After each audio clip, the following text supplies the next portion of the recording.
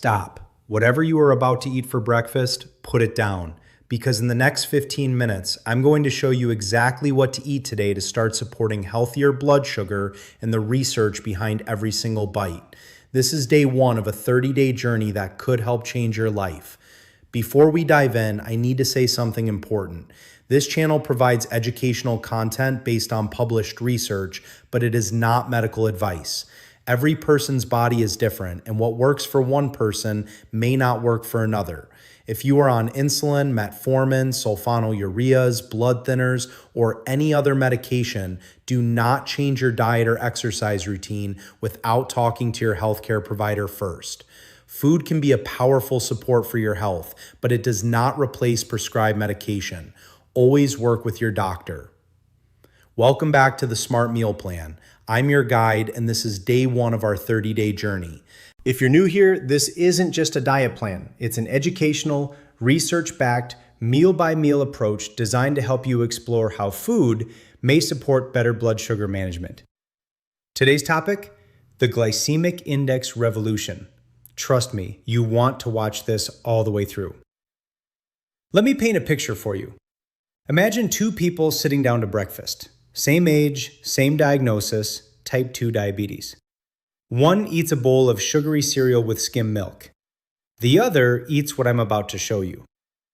2 hours later, person one's blood sugar has climbed to around 220 milligrams per deciliter, their pancreas working overtime. Person two, their blood sugar peaked around 140, came back down smoothly, and their energy is steady. Same calories, very different metabolic outcomes. The difference isn't willpower, it's knowledge. And that knowledge starts right now. Let me start with the research, because understanding why you're eating what you're eating is what makes this approach different from every other meal plan. A 2023 meta-analysis in the Lancet Diabetes and Endocrinology found that people who followed a low glycemic diet reduced their HbA1c by an average of 0.5%, comparable to some diabetes medications. Individual results varied, and researchers noted this was an average across diverse participants. Let that sink in. This isn't my personal opinion. This is from peer-reviewed, published clinical research, and it has direct implications for what you eat today. When you eat a high glycemic food, your blood sugar can spike within 15 minutes. But research suggests that pairing it with fiber, protein, or healthy fat may flatten that spike by up to 40% in some people. Stay with me here, because this is where it gets really interesting. Your pancreas produces insulin in response to carbohydrates. When cells become resistant, the pancreas has to work harder. Eventually, this can lead to fatigue of the insulin-producing beta cells. This is a gradual process that varies from person to person. Now, I want to connect this research directly to your plate. Every ingredient in your meals was chosen with this science in mind. Nothing is random. Every bite is intentional. Researchers at Stanford discovered that the same food can cause different blood sugar responses in different people. Your microbiome appears to play a significant role. This is why personalized approaches matter. The research I'm referencing, Ludwig et al., 2023, The Lancet Diabetes and Endocrinology, Low GI Diets and Glycemic Control. Link in the description. I always encourage you to look at the data yourself. Let me bust a common myth right now. Myth: just avoid carbs and your diabetes will be fine. This is dangerously oversimplified. Your brain alone requires about 120 grams of glucose daily to function. The issue isn't carbs. It's the type of carbs, the amount, and what you pair them with. A slice of white bread with jam? Likely problematic. Whole grain toast with eggs and avocado? A much smarter choice. A 2019 meta-analysis in the British Medical Journal found that very low-carb diets showed no clear long-term advantage over moderate carb diets for people with diabetes, largely because adherence tended to drop off. The best eating pattern is one you can sustain. Context matters more than elimination. Continuous glucose monitors, CGMs, are no longer just for type 1 diabetes. Companies like Levels, Nutrisense, and Dexcom now offer CGMs that let people see their blood sugar in real time. and the data is helping reshape how we understand individual food responses. If you can try a continuous glucose monitor, even for 2 weeks, you may learn more about your personal responses than any general guideline can teach. Brands like Dexcom G7 or Freestyle Libre 3 are popular options. Talk to your doctor about whether one might be right for you. Let me zoom in on one ingredient that deserves special attention: spinach. This humble leafy green contains thylakoids, membrane structures that a 2014 Lund University study associated with reduced hunger and sugar cravings when consumed regularly. Spinach is also one of the richest sources of alpha-lipoic acid, an antioxidant that research suggests may help improve glucose uptake in muscles. 1 cup of raw spinach has just 7 calories, but delivers folate, iron, magnesium, potassium, and vitamin K. It's in your omelet this morning, and it's there for a reason. All right, let's eat. Breakfast on day 1, veggie omelet. 2 eggs, spinach, bell peppers, feta, plus 1 slice whole grain toast. The eggs in this omelet deliver 12 grams of complete protein with a glycemic index of essentially 0, meaning minimal blood sugar impact from the eggs themselves. The spinach provides magnesium and thylakoids, which research suggests may slow fat digestion and extend feelings of fullness. Bell peppers add vitamin C, which some studies associate with improved fasting glucose when consumed regularly. And the feta cheese is fermented, meaning it contains probiotics and has lower lactose. The whole grain toast provides complex carbohydrates and fiber, but notice it comes with protein and fat. This combination may help blunt the glycemic response of the bread by up to 40% in some people. This is thoughtful meal design for metabolic support. Cooking tip. For the veggie omelet, use medium-low heat and a splash of olive oil. Don't rush it. Low heat preserves nutrients and creates fewer harmful compounds. Fold the omelet when the top is slightly wet. Residual heat finishes cooking. Crumble feta on top after removing from heat so it softens but doesn't fully melt. The spinach should be wilted but still vibrant green. When you sit down to eat this, practice the protein-first approach. Eating protein before carbs may help trigger GLP-1 release and create a buffer that slows carbohydrate absorption. Research suggests this could reduce your post-breakfast spike by a meaningful amount. If you're new to eating this way, don't stress about being perfect. Focus on making this one meal as described. One meal at a time, one day at a time. Every single meal has been designed with intention. Follow it and trust the process. Before we get to lunch, let me tell you about today's exercise. It's specifically chosen to complement the science we just discussed. Today's exercise, post-meal walking protocol. Best time, within 15 to 30 minutes after each meal. Walk at a moderate pace for 10 to 15 minutes after meals. A 2022 study in sports medicine found that just 10 minutes of walking after eating was associated with a 22% reduction in post-meal blood sugar spikes on average. You don't need a gym, just walk. Start today after breakfast. The science behind this. Your muscles can absorb glucose from your blood during movement through a process that doesn't fully depend on insulin. This is called non-insulin mediated glucose uptake, and research suggests it may be one of the most accessible tools for people managing blood sugar. Remember, exercise for people managing blood sugar isn't just about burning calories. It's about creating glucose disposal pathways. When you move, your muscles can absorb glucose from your blood through processes that may not fully require insulin. Always check with your doctor before starting a new exercise routine, especially if you're on insulin or medications that can cause low blood sugar. Now let's talk lunch. Day 1, grilled chicken salad with mixed greens, cucumbers, cherry tomatoes, avocado, and olive oil dressing. The grilled chicken in this salad provides 25 to 30 grams of lean protein to help sustain you through the afternoon. The mixed greens deliver folate, vitamin K, and chlorophyll. The avocado adds monounsaturated fat that may slow gastric emptying, supporting longer-lasting fullness. And the olive oil dressing is your daily dose of polyphenols. Practical tip: eat slowly. Research suggests that fast eaters may have significantly higher diabetes risk than slow eaters. Chewing thoroughly may help release satiety hormones, and give your brain time to register fullness. Aim for 20 minutes minimum per meal. Today's snack: Greek yogurt, plain, unsweetened, with 10 almonds. This isn't mindless snacking, it's strategic metabolic support.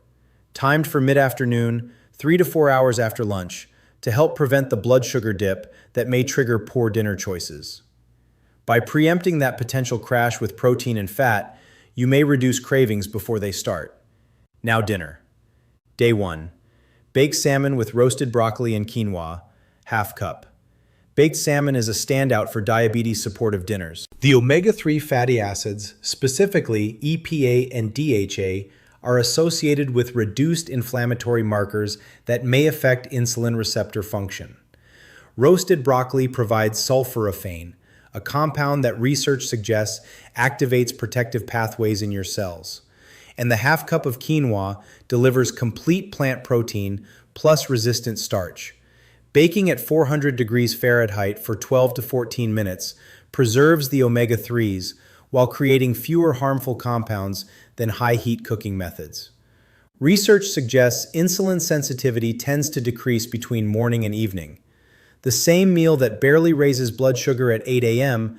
may have a notably larger impact at 8 p.m. That's why dinner is moderate in carbs, rich in protein and non-starchy vegetables.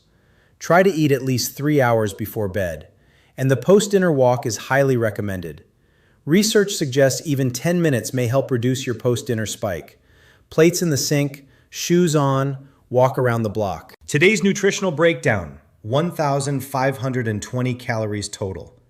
Protein, 98 grams. Carbs, 112 grams. Fat, 72 grams.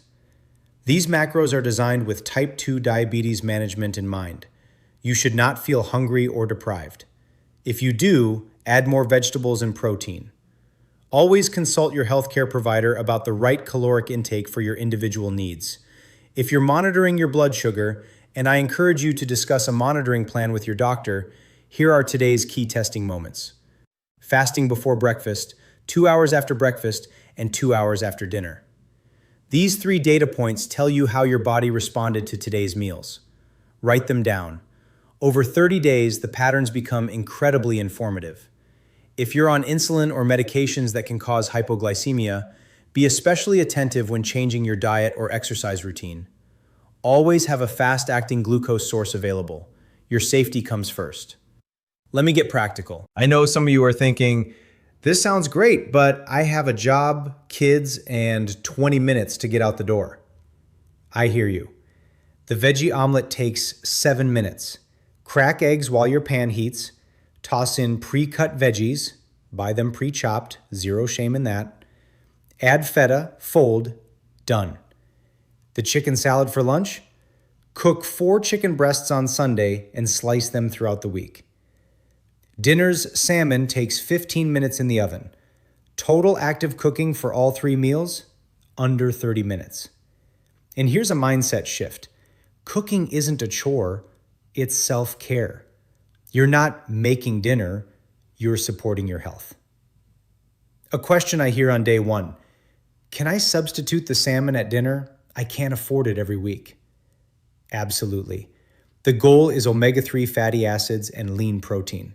You can substitute with canned wild salmon, $3 to $4 per can, canned sardines, $2, trout, mackerel, or Arctic char. If you prefer non-fish, chicken breast with a fish oil supplement provides protein and omega-3s through a different route.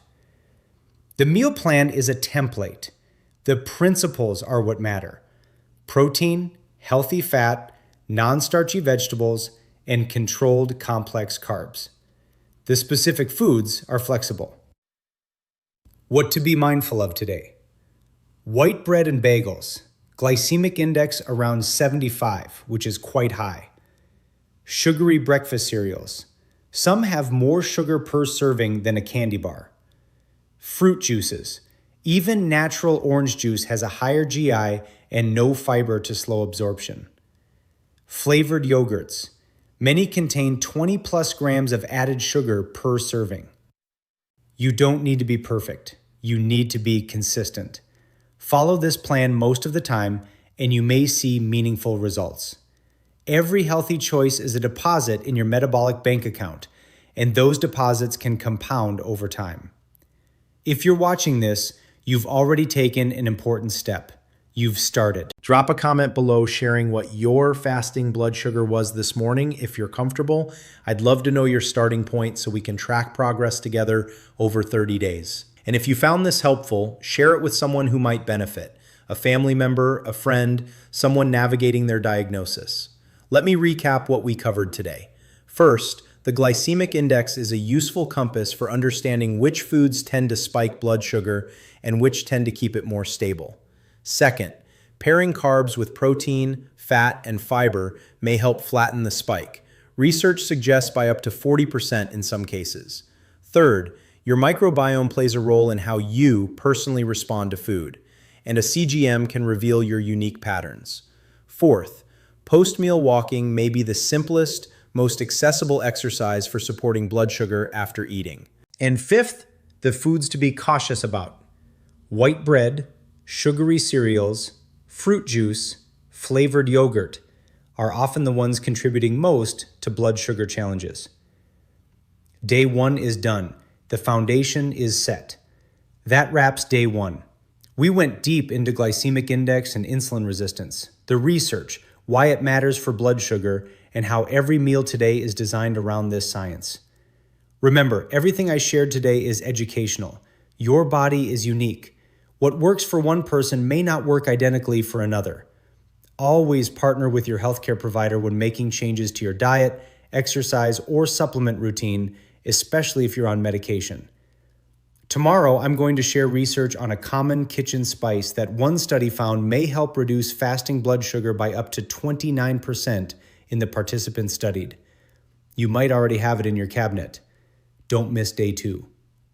If this helped you, if you learned something new, hit like. It's free, takes 1 second, and helps the algorithm show this to other people who may benefit. Subscribe and hit the notification bell so you don't miss a single day. Drop your biggest takeaway in the comments. I read every single one. Remember, every meal is a choice. Every choice sends a signal to your body. You are not powerless against this condition. You are informed by research, equipped with a plan, and supported by a community. I'll see you tomorrow on day 2. Until then, eat well, move well, live well.